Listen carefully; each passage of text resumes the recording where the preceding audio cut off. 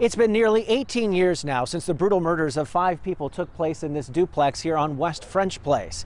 The crime was covered extensively by our Marilyn Moritz, from the time the Mexican Mafia members who were involved were arrested up to their eventual convictions. Part of her coverage also focused on one of the victims, a young man who was in the wrong place at the wrong time. Chris Tobias was 18 years old. He had plans to go to college. His parents were proud. Now they grieve. Almost immediately, police suspected the Mexican Mafia. 5 killed, hands duct taped behind the back, blindfolds, kneeling on the black leather sofa, shot, execution style. It was thought he and his buddy and another young man who escaped the whole thing got away that night. There were 3 of these just out of high school boys had gone by. Initially it was out that maybe they were going, I think, to a movie or something. I think later in the trial it came out more that one of them, and I don't know which one, they were there to maybe get some marijuana, just a small scale drug deal, and that may be why they were there, but certainly not part of a large gang, part of this sort of this intense gangland style thing, that they were just going to score a little pot and then ended up wrong place. This is the first time I've ever heard of that so-called Mexican Mafia organization or something like that. There was a lot of concern because they didn't know why.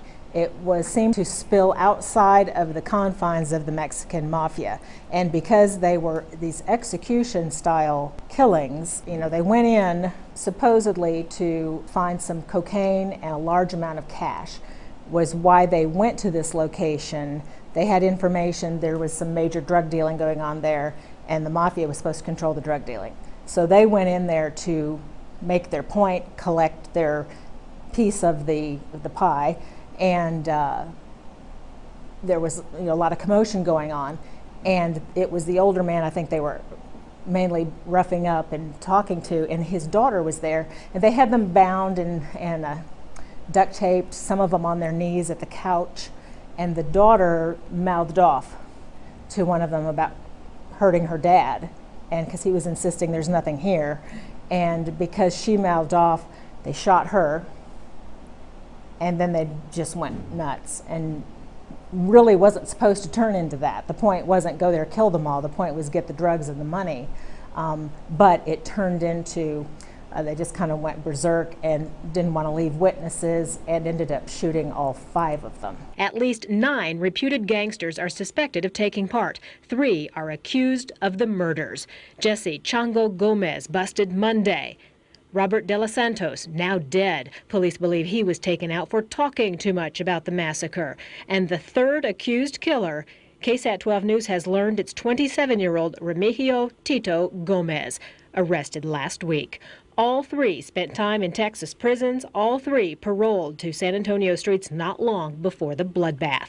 The organized crime indictment accuses 4 others of robbery that night. Street names Tito, Fuzzy, John, and Daniel Tavitas. All are in custody.